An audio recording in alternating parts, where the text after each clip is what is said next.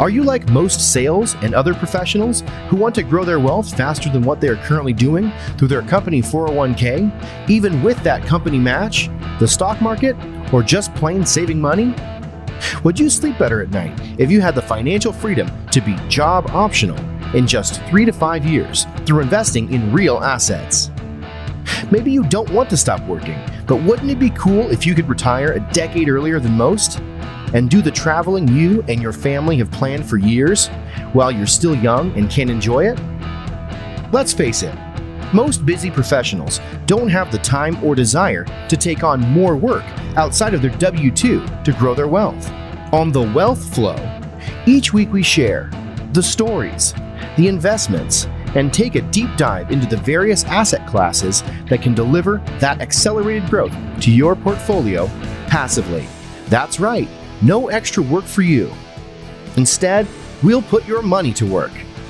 Learn what the 95% aren't talking about and join the top 5% of earners today on The Wealth Flow.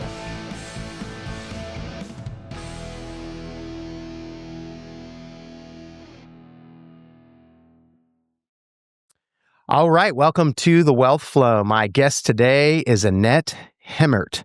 Annette is a founder of Covenant Capital. She graduated from Texas Tech University, Reckham, all right, with a BS in biology and has worked as an award-winning pharmaceutical rep for the last decade. She started her real estate investment journey in 2022 because she wanted more control over her investment portfolio. And she knew to create passive income streams, she needed to create passive income streams. In her free time, you can find her reading, running, and spending time with her husband and 2 little boys. So, Annette, I am looking forward to this. Welcome to The Wealth Flow. Hey, thanks, Keith. Thanks for having me and for reaching out. It's super awesome because we live here in San Antonio. That's right. We're probably like 20 minutes apart, but Exactly. we're able to hang out on a Tuesday morning and just, talk about real estate. Exactly. And I like to just find out a little bit. We also both went to Texas Tech, so that's kind of cool. My daughters one daughter just graduated from Tech, so my kids are, I think, a little older than yours. And I've got one that is a sophomore, so I just made a tuition payment yesterday or a couple days ago to Texas Tech. So my money's still going there. If we could, let's find out, like, where did you grow up and what eventually led you to this world of real estate investing? And obviously, you've got the pharma thing going on as well. So. Yeah. So I grew up in Corpus Christi for the most part. We moved there when I was 6. My dad is a dentist down there, and he's not even from Texas. My parents are originally from the Bay Area, and he went to school in Boston. That's where I was born, and he just bought this random practice in Corpus. So that's where I grew up. Okay. Loved it. Absolutely loved it. But by the time I was 18, I was ready to get out of there. So, loved tech. Absolutely loved tech. But it was the farthest place away from Corpus that I could get. I think it was like a 9-hour drive. I studied biology up there. I was planning actually to become a dentist like my father. And I took all the tests and everything. That's why I studied biology. And I just realized I actually got into a program at Baylor. And I just realized, you know what? This isn't for me. I'm doing this for all the wrong reasons. I'm doing it just to, make my parents happy. And so I decided to go into sales instead. Anything but going back to school. Right. Yeah, makes sense. So I got my first sales job here in San Antonio, and that's how I landed here about 13 years ago. Okay, fantastic. Mm-hmm. And so you've done that. You've been successful with that, and it's a good lead into just sales in general. I think to kind of doing what you're doing with real estate as well. It sort of lends itself to that for sure. But so you decided to get into real estate. Did that start with multifamily, or tell us a little bit about how that transition happened? Yeah. So this was in 2021. I had just had my second child. So I have 2 boys. I have a Okay. 6-year-old and a 3-year-old. So I had just had the baby, and I was home on maternity leave, and I think I was painting. That's what I was doing. I was painting. We just moved into a new house, and I was listening to Rich Dad Poor Dad on audio, like an Oh, audiobook. nice. And the whole time I was listening to it, it was just a complete paradigm shift. Using your earned income to buy income producing assets and then living off of the passive income. It just made so much sense to me. And, not being faced with the fact that, okay, I'm going to have to go back to work here in a few weeks. I don't even want to. I've got, an infant that I'm going to have to Yeah. put into daycare. And so it just hit me. And I was like, this is what I'm doing. Somehow, some way, I got to figure out this real estate game. And I've been studying like wealth and portfolios and investing for a long time before that. But it was all related to the stock market. And my husband's a financial advisor too. So we were just heavy in equities. And we just had kind of a come to Jesus moment. So we got to figure this out. We're talking like about creating massive wealth for ourselves. And yet we don't have the alternative income streams that we need to be able to live out the life that we want. And so that's where it started. It started with that book and me being faced with the fact that I don't have any control right now with my time and with what I want to do with my creativity or anything. Yeah. It's funny. I talked to quite a few people through the podcast, and that's that scenario about having either your first or second kid and thinking about having to go back to work. There's got to be there's at least 2 other people besides you that I've interviewed, and that's sort of been the catalyst as well. Just having to go back to work and thinking, man, you know what? There's got to be a better way. So Were they women? Were they moms? One of them was, and the other one was a man, but it was a single dad, I think. But regardless, yeah, two different. Just being able to spend that extra time, and then the passive income side of things for sure. So, well, I know your audience is heavy on high net worth professionals, executives. What I think is so interesting is that I feel like maybe once you hit a certain threshold, maybe it's the 8-year mark, the 10-year mark, a lot of people start not getting burnt out, but maybe start getting bored. Like, this is Groundhog's Day. I'm doing the same thing every day. I love my customers, but it's the same conversations. I think we get into sales because we like the relationship aspect. But then once you hit that plateau of unfulfillment, what I think is so interesting is that more people don't branch out. It's not necessarily like you have to quit your job and immediately do something else entirely different, but you have the skills, especially if you're in sales, to be able to sell anything and have that conversation and build a relationship.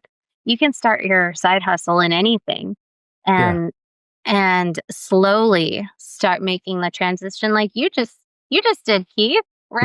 That's right. Exactly. Yeah. Just like 2 weeks ago. So 2 weeks ago, you got to quit your W-2. That's right. Yep. Exactly. So full time. Have a party. Why don't we have the champagne? That's right. Yeah, exactly. What are we doing? Exactly. Well, and I wouldn't have been able to do it if it wasn't for the real estate investing ahead of time. And so, that's what part of the introduction even into the Wealth Flow podcast talks about just being able to be job optional. And I think we can put ourselves in a position to be able to do that if we put a certain amount of money into some of these things. And some of it is the stock market, right? But other things are the hard assets, the various alternative investments that are out there. So, well, the stock market isn't going to fund your lifestyle that's right. while the money's you put it into the market and it's locked up, and you're going to get penalized if you try and take it out. And so, we, like you buy income producing assets. You buy these amazing mobile home parks, which I think are fascinating, and I need to study more about them. But the cash flow aspect of real estate investing is just, I mean, that's just icing on the cake. That's really gravy. People make their money on the equity, on the exit. Right. At least in my in our investing strategy. But yeah, it's that cash flow that can enable you to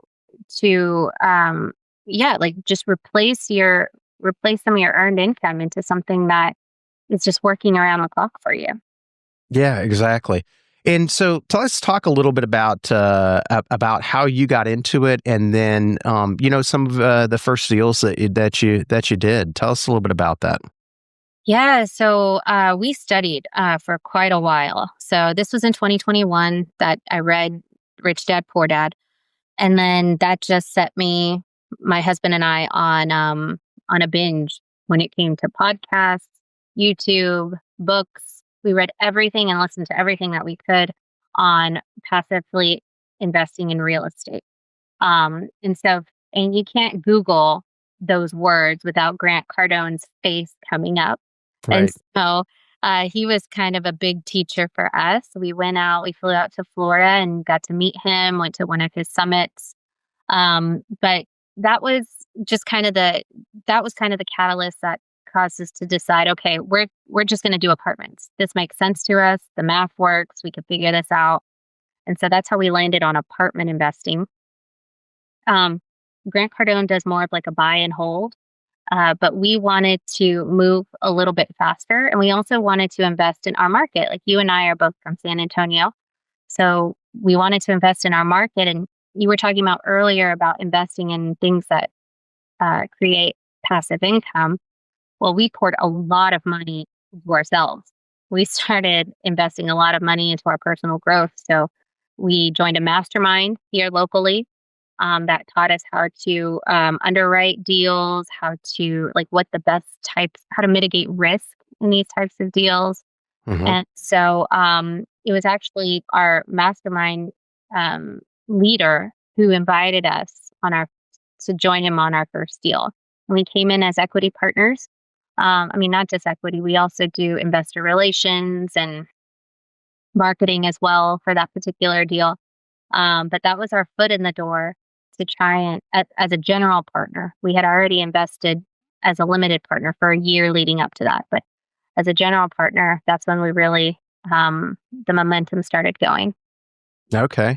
So you did invest about a year earlier as a limited partner as well. So that kind of gave you an idea as to, well, number one, it kind of shows you what the investment is about, kind of the communications. You got to kind of see what that looks like, which I think is a great perspective to have before you become a general partner, to just, be somebody on the other side, somebody that you're going to eventually be trying to raise capital from are these limited partners.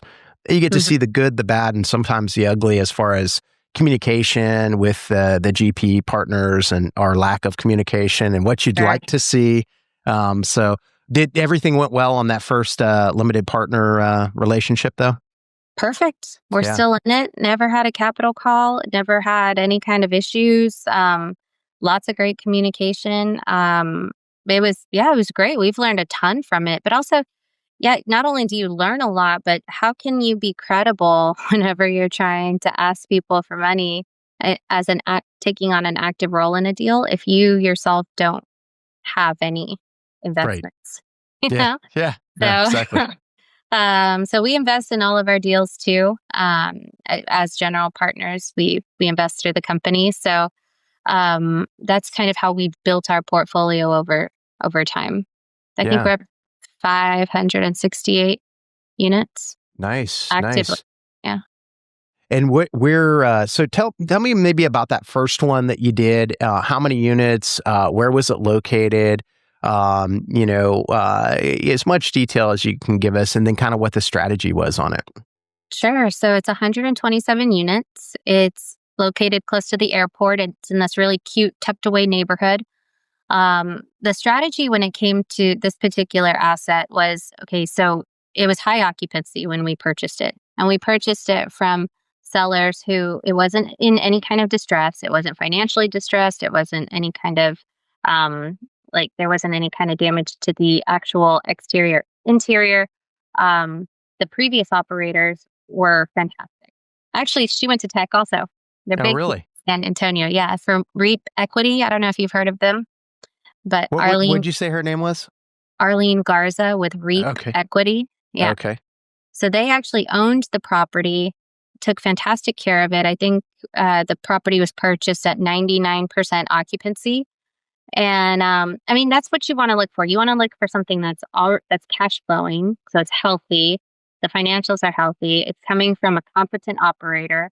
It's in a market that is not saturated with new development, so it's already established. Mm-hmm. When you drive around the property, you could just tell people like it's their home. When you walk around, you see everybody's like has a ton of plants on their patio. They put wreaths on their doors. There's a lot of long-term residents. And so the plan at this particular property was it's what the industry calls a value add strategy. So you basically hold it for 3 to 5 years, and within that time frame, you go in and you upgrade the units. You add value to the property by beautifying it, maybe with landscaping, new signage, new amenities. And because you're adding all this value, that enables you to ethically go in and bump up the rents upon lease renewals or whenever you get a new tenant in. And so increasing the rent increases the net operating income, and that increases the sale price whenever we go to sell the property in 3 to 5 years. So you get cash flow throughout the hold period. In this particular property, I think is 7%, and then there's an equity upside upon disposition. Nice. So it's like you get paid twice. Yeah, for sure. Yeah, you get paid along the way. And I love the fact that it had such high occupancy from the very get-go. That almost allows you to think that you could push the rents a little bit, even without doing the, some of the improvements. But yeah, the fact that you're doing those. So tell me a little bit about the strategy on that. Are you waiting for lease renewals as they come up and then not renewing them in order to be able to go in? Or what does that look like? And what kind of refreshing, touches are you doing on the inside of the property? Sure. So the clubhouse was renovated and upgraded. There was new landscaping that was put in.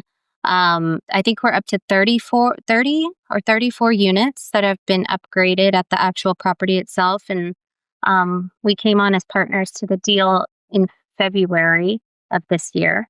Okay. So, yep. So it's upon move outs, mostly move outs and lease renewals and then the cool thing about this property too is that so our partner, it's DJE Texas Management. So gentleman named Devin Elder.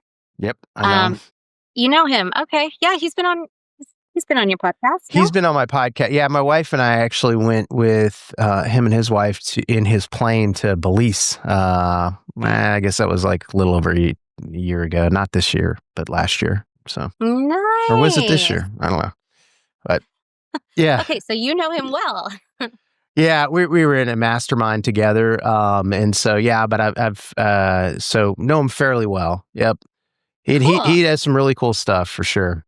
Yeah, and he's got his hands in all different types of real estate. But, That's right.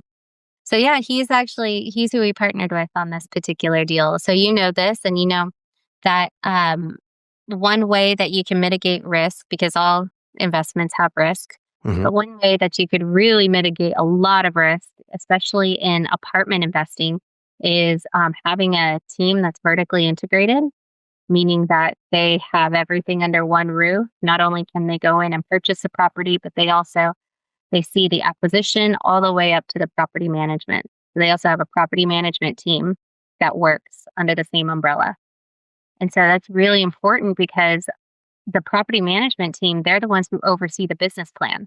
And so if our business plan is to go in there, 3 to 5 years is not a very long time, is to go in there and quickly add value, renovate, increase rents. But also, if you have a team that's perfectly aligned with you, you can also decrease expenses, and that also increases the net operating income. So it's like a turbocharger for your the NOI. Yeah, for sure. Yeah, it's really neat. Not everybody can do it, and it's maybe not if it's a newer operator, it may not be possible, or it may not even be the best thing to be vertically integrated. But Devon's been doing it long enough that certainly they got it dialed in. They got a lot more control over everything. They've done it before. What I like about being vertically integrated whenever possible is just there's an alignment. The property management knows that keeping the costs down, on any kind of repairs, getting it leased up as quickly as possible. All of this kind of falls in line with what the company's goal is. And while that should be the case with a third party, it's not always exactly lined up that way. And they've got a lot of other folks that they're working for besides just this one project. Yet, if it's vertically integrated, it's all part of the same company. Got a lot more control over it, I think. So. Exactly. And I think that's a really critical part of this particular property's business plan, but all of our other partners as well are vertically integrated. Just for us, because we're investing in the deals also, if we're not only investing our money, but more importantly, if we're bringing our investors' money to the table, why wouldn't you want to mitigate as much risk as possible from this type of investment? For sure. Okay, so you had the first apartment there, and that you said that was from February of this past year, and since then you've invested in some more. So tell us a little bit more, Annette, about some of the other ones that you've gone into and kind of what the strategies were on those. Yeah, so we also joined Momentum Multifamily this summer. That's Hayden Harrington and Dustin Miles, and that was at the really beautiful property out in Cyprus called the Henry. I think that's what they brand all of their portfolio.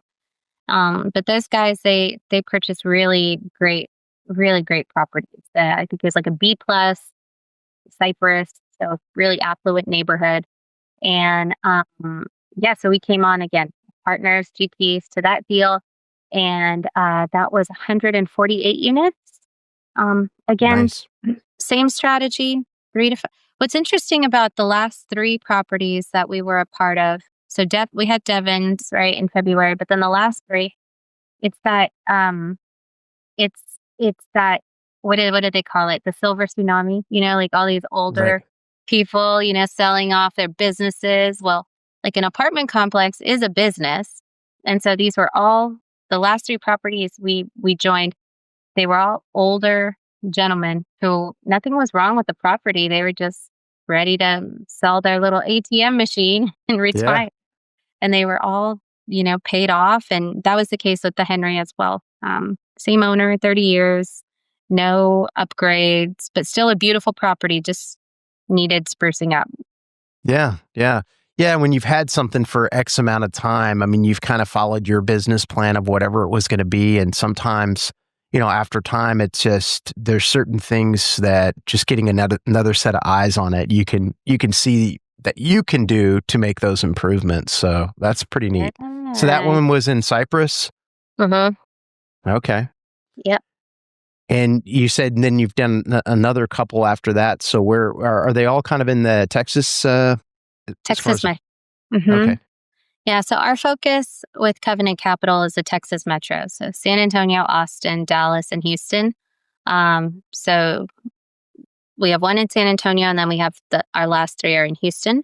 Okay. And so Cypress, and then Kingwood and Humble are where the other properties are located. And that was a portfolio deal that we did with REAP Equity. So Arlene Garza and Jacob Garza. They're actually married. And they have a really cool story also.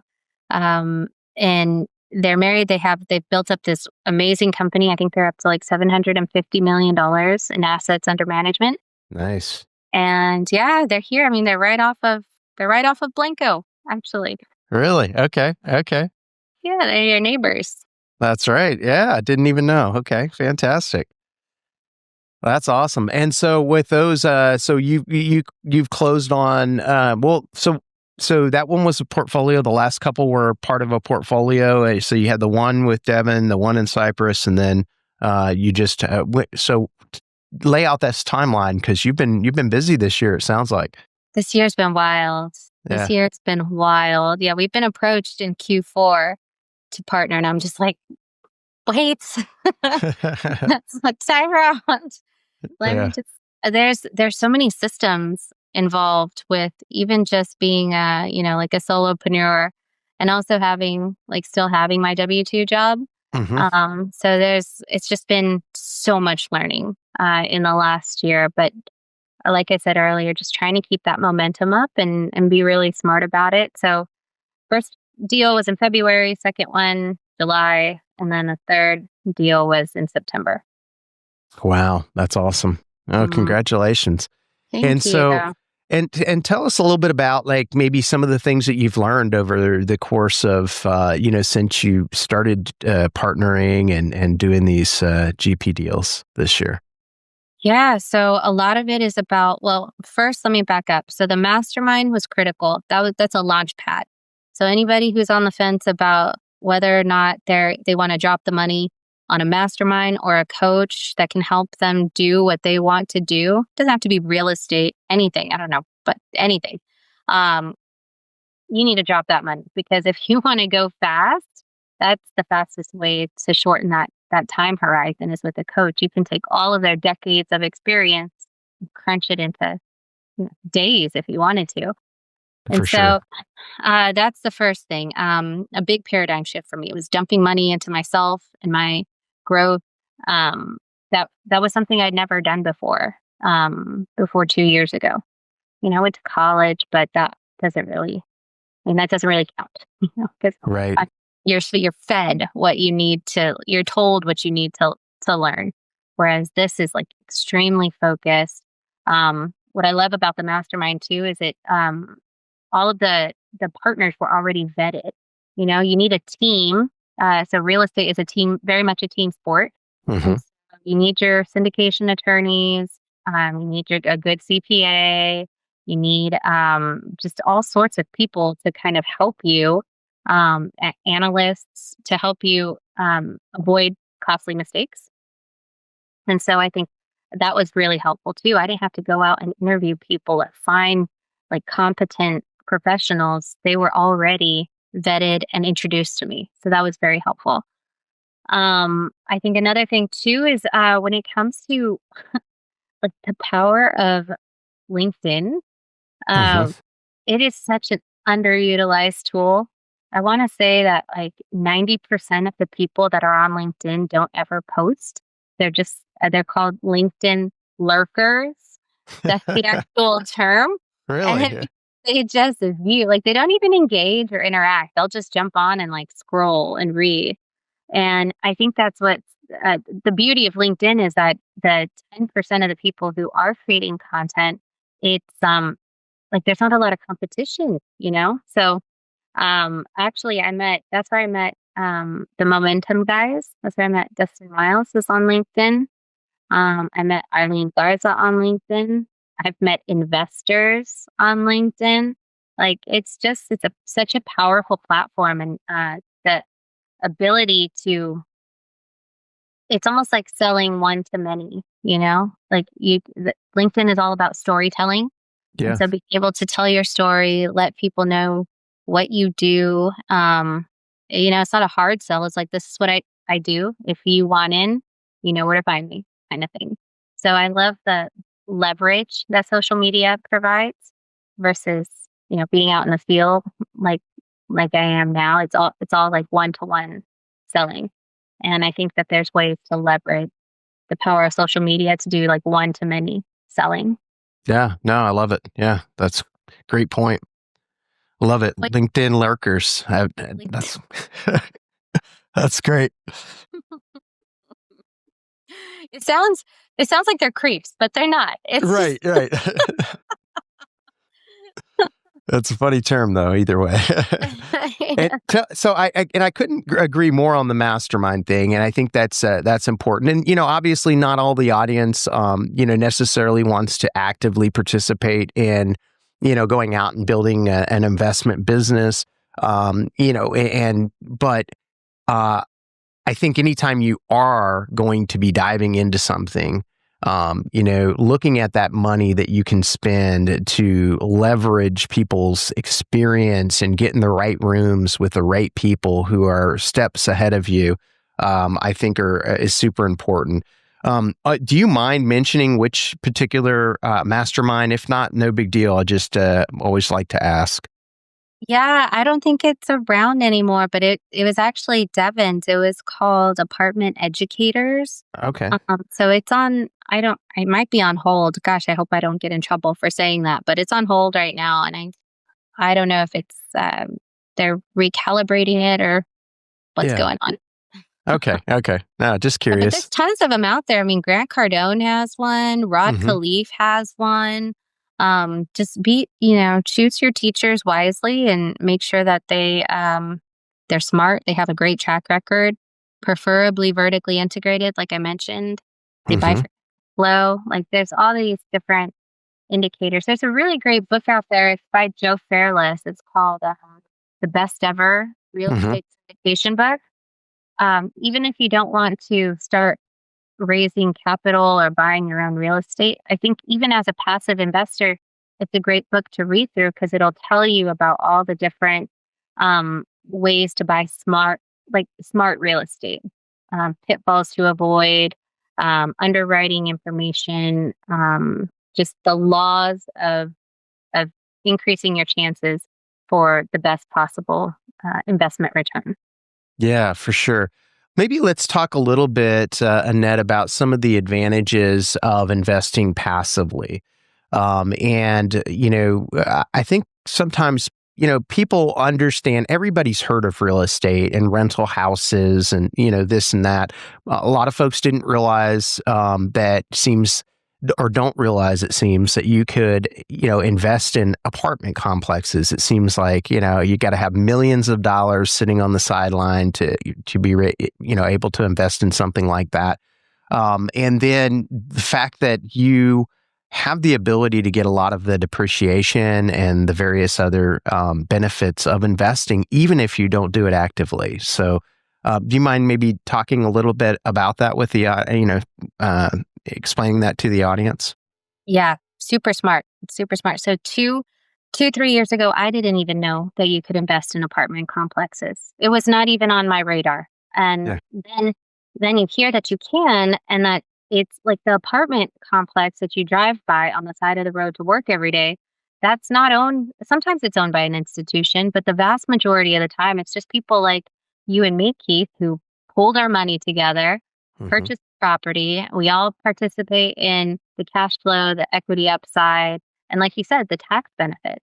And so you don't need a ton of money. In fact, the way that I got into my first deal was I had, being in sales, especially pharmaceutical sales, layoffs happen all the time.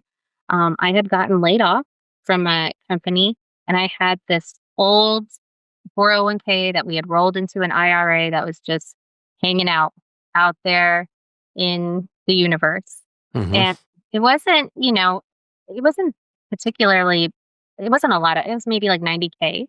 But whenever we decided to pull the trigger on our first investment, we didn't want to pull that 90K from, or any money out of our personal liquidity.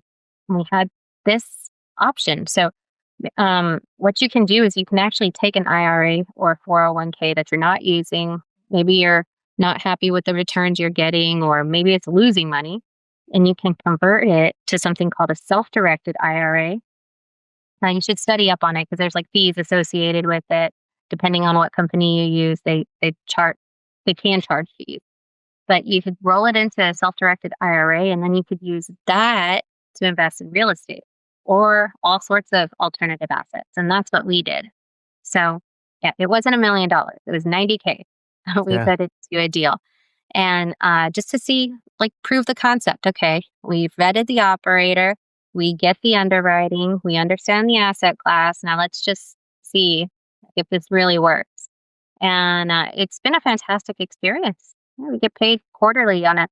Another thing to consider, though, if you use a self-directed IRA, that cash flow is going back into your IRA.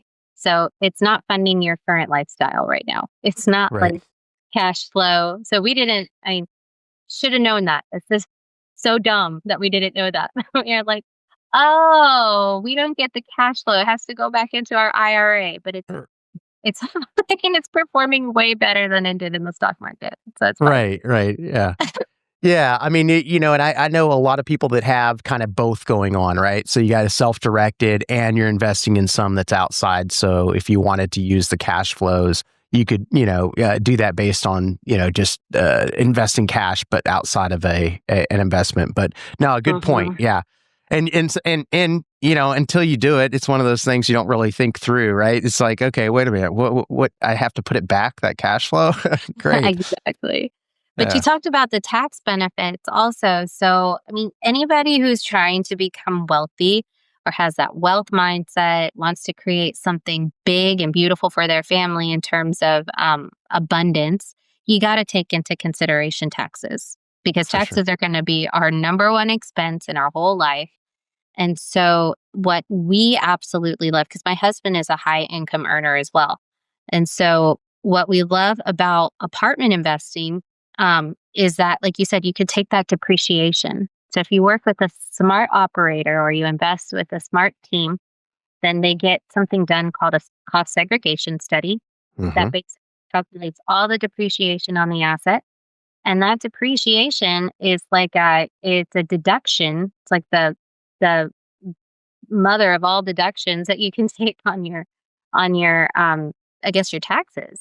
And so all of the cash flow that you get throughout the year is the taxes almost all of them can be written off. All of the gains from the property can actually be written off through the depreciation deduction. So it's a really efficient, tax efficient investment as well. Yeah, for sure. And as you continue to invest and you get more and more of these deals going on where you're starting to get some, decent quarterly income coming in, this depreciation offsets it, like you're saying. And it's a tremendous value. And, they're kind of phasing away with the bonus depreciation, but, we just had an election, so we'll see what happens there. That may go back to 100% bonus depreciation. So we'll see. We can only pray, Keith. That's right. So, yep. But no, that can be huge. That offset, we had a property that, we did a cost segregation actually on a short-term rental that my wife and I bought. And part of the motivation for buying it was we had sold a mobile home park earlier that year. So we were literally able to offset the gains that we would have had to pay on those capital gains taxes with this bonus depreciation from the short-term rentals. So that's awesome. It's huge. It can make a really big difference. Big time. So do you, whenever you acquire mobile home parks, because I don't know anything about mobile home parks, do you have a cost segregation study done on the property there as well? Yeah. So the first three that we've bought have just been my wife and I. So on those, we haven't done any cost segregation studies. But what the cool thing about it is, I've got that in my back pocket. So with all of them, I can still do a cost segregation study on them. Nice. And so what I do now is more of from a timing standpoint. Of being able, if I'm going to be selling something, then I can go ahead and reach back and do a cost segregation study on one to offset the, potential gains or whatever. So yeah, this year coming up for sure, 100%, we're going to be doing a cost segregation study on one of the ones we have in Jordanton. And then we'll see probably on this most recent one I bought, we'll hold off until we are selling something to offset it. But yes, as we start raising with investors, that's just because for me, if it's whether it's on kind of if we need it or not type of thing to offset our taxes. But as you're raising, it's just a bonus. It's an extra thing for the investors. So it would certainly be one that we would do for anything that we raise on. So. Oh, that's awesome. That's and great. It works the same way it does on apartments. It's pretty amazing how much you can get. So, and now are you So now that you're exclusively doing real estate investing, are you going to pursue, what is it, reps, real estate professional designation? Yes. Yes. And before actually having my W-2, I was a real estate broker. I never used the rep status because having a W-2, it makes it kind of complicated. I'm glad I didn't because I always thought I'd be able to, but in talking to interviewing several people that are tax advisors are like, yeah, it gets a little complicated if you've got a W-2, Keith, Right. to try to figure that piece of it out. But yes, absolutely, for You're sure. like, what if I only do my W-2 49% of the time? I do Right. real estate 51% of the time. Gets a little bit complicated, yes, but yes, for sure, it only makes sense. I mean, be full time in real estate, and I still have a brokerage, and so being Cool. able to do, to claim that status, will be able to offset actually my wife's income as well. So Yeah, that's awesome. That's so great, Keith. yeah, looking forward to it for sure. So Yeah. But you realize it too, going into mobile home parks, like there is something with the economies of scale. So I think that's another thing too, that even potential investors for you need to realize you don't have to start small. Like if you want to go into real estate investing, you don't have to buy a single family house. for You sure, don't have to do short-term rentals. You can go that was another thing that just kind of rewired my brain too, is you can go straight into the big, beautiful stuff if you want. Like, mobile home parks with lots of opportunity, or apartment complexes with lots of units. for sure. Yeah, years and years ago, when I sold real estate full time, I met a guy that I was helping him find a small multifamily. And Mhm. this wasn't an apartment complex, but it was a small multifamily. And kind of the way he phrased it, and I think I've always just kind of considered this, and it's something maybe for the audience to consider. You think about a single family rental. You've got one person, they may lose their job, they may, be in a situation where they come on to some hard times financially and not able to pay the rent. And then all of a sudden you're out of that rent, right? Because you've got that one tenant that's in there. You do a multifamily, whether it be, 2 units, 3 units, 4 units, an apartment complex, a mobile home park, somebody amongst that group can lose their job and you don't even feel it. It's not even a blip on the radar because Yeah. they may have a little bit of trouble paying their rent. Maybe they get behind, but you've got all these other people that are paying. And so it just smooths that cash flow out and Mhm. doesn't make it so dependent. It reduces the risk is what it does. So That's exactly right. Yeah, it hedges the risk. And then, you were talking about single family as well. Like I've heard horror stories, us being in Texas, of AC units going out on single families for and sure. having to replace the AC unit. I mean, you just canceled out all of your cash flow for the year. For sure. Yeah. And so it's just the economies of scale. Um, they just make more sense. And in my opinion, it's just safer. Like you said, it's just safer. And then, Arlene Garza with Reap Equity, she was telling me, we did a webinar once. She was telling me that during COVID, they got really concerned because they said, okay, well, what's going to happen here? Are people going to pay their rent? We've never been through this before. Are people just going to squat? But she said that no, like during economic downturns and during COVID, their portfolio actually went up by 10% because during a crisis, people will prioritize food and housing. Yeah. And so I guess it comes back to vetting your tenants as well and making sure that, you're not buying a property in, somewhere where there's a high incidence or a demographic of people who won't pay their rent. If you buy in a, well-established neighborhood with good jobs, those people are going to, with families especially, those Mhm. people are going to prioritize their food and their housing. And so, again, another thing that makes it a really um, a safer investment, in my opinion.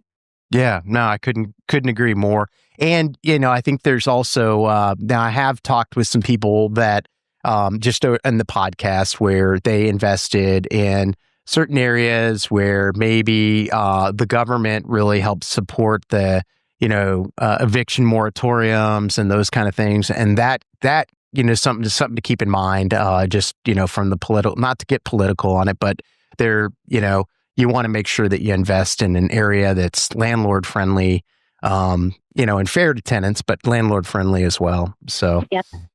But yeah, we didn't have any issues during COVID either. We did have a few people that took advantage of some local programs that were allowing, to help out with rent. So I had a couple times where we received a check from an organization that was helping tenants out, but never really went without, people paying. So.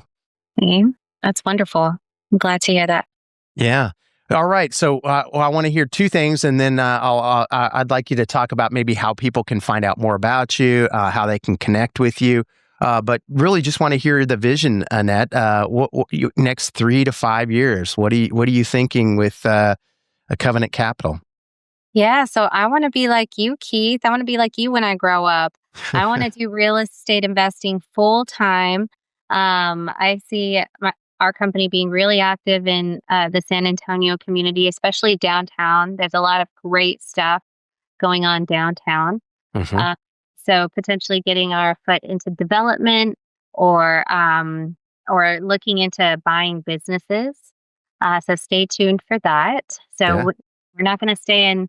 I love multifamily. I think multifamily is always going to be like a huge part of our portfolio, but purchasing other types of businesses and diversifying out the options for our investors is something on the horizon. Pharma's been good to me. It still is. But I think that we, we're created by a creator to be creative. Mm-hmm. And so there's a creative aspect in all of us, including myself, that just wants to be able to express itself, to be free. And I could see Covenant Capital being my avenue to just kind of create freedom for our family financially and in every sense of the word. So 3 to 5 years. Yeah, that's what we're looking at. That's fantastic. Awesome. All right. Well, if you could let people know how they can find out more about you, if they want to connect with you, kind of see what deals you happen to have going on. Yeah, so our website is called covenantcapitaltx.com. You could go check out our current portfolio, subscribe to our newsletter there. I'm also really active on LinkedIn, so mostly LinkedIn. So you can follow me there as well under Annette Hemmert, Hemmert. And I post about not only commercial real estate, but just wealth mindset, being a mom, all that stuff. Fantastic. All right, I have 2 questions for you that I ask every guest. One would just be any advice you would give somebody who's just starting out in their investment journey? Educate yourself, for sure. Get your hands on any book that you can, listen to any podcast that you can. There's the Best Ever podcast. There's Old Capital podcast. There's one called Lone Star Capital. There's all sorts of resources out there. There's Keith's podcast. There's the Wealth Flow podcast that you can subscribe to. I was waiting for you to mention that one, Annette. There you go. Plug. So there's all sorts of content out there for you to just absorb. So make sure you understand what you're getting into first. After that, vet your team. Make sure that when you're ready to pull the trigger and join an investment and put your money to work for you, make sure that you have a very competent, experienced team, very transparent team that you're working with. Absolutely. All right. And then one last question would just be any recommendations as far as a book? Doesn't have to be real estate related, but it certainly can be. Something you've read that's been impactful. Yeah. So there's actually 2 books, if that's okay, Keith. Yeah, absolutely. First one is tactical. It's called 10X is easier than 2X. I actually grabbed it off of my... Love it. Yep. It's a great one.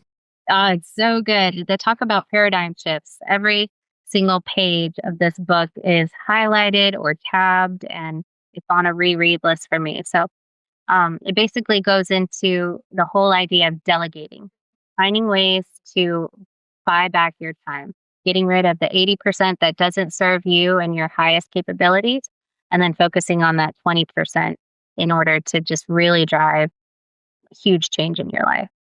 Awesome. All right. And then the second book was actually, so the second book was the Bible. And so I don't know how many of your readers are believers, but my husband and I, we never read the Bible. Like I could say, like not seriously. Pretty much my whole life up until about 2 years ago, we got serious and we started really studying together. And I think that the last few years have been explosive for he and I because we've yielded to what God has to say about wealth and what God has to say about business and, everything. It's like it's a playbook for your life. And so, just that would be number one.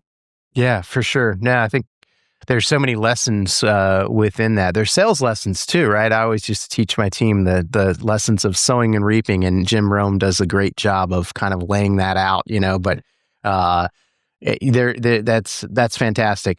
So tell me a little bit about that. I'm going to ask one more question on that, and then we'll call it a show. But so when you say you and your husband are starting to read the Bible, are you taking sections at a time? Is there like a program that you're using outside of the Bible that's saying like, hey, focus on this, this, and this, or just straight up reading it from cover to cover?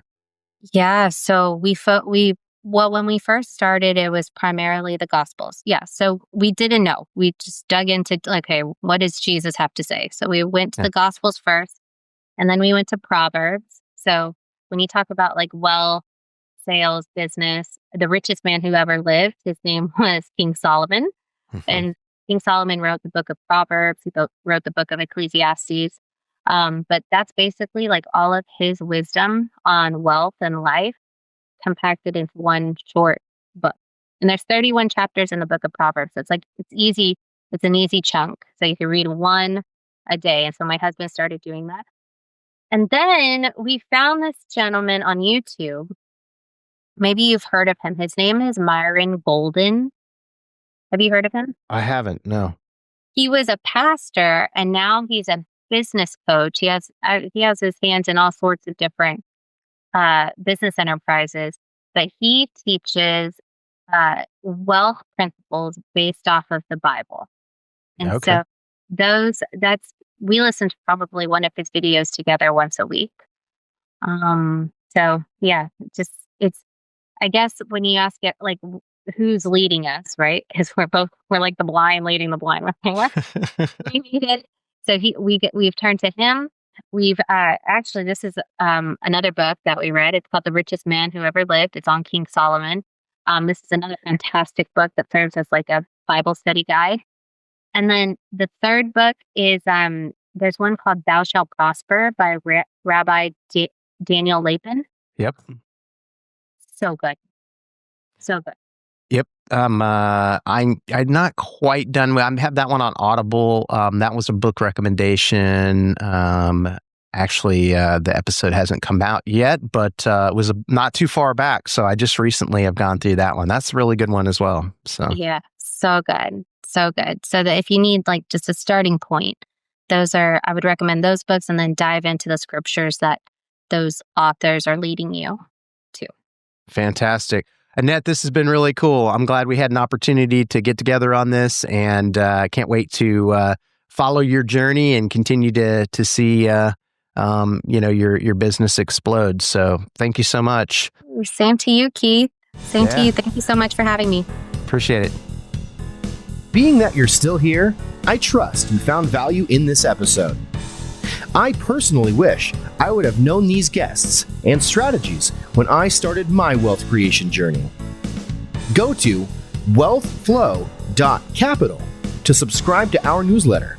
And as a free gift, we will send you our quarterly market report and the top 10 things to look for in an investment opportunity. Take a minute to give our show a rating and review. Help us reach 1 million professionals by subscribing and sharing this episode with someone you know who could also find value in it.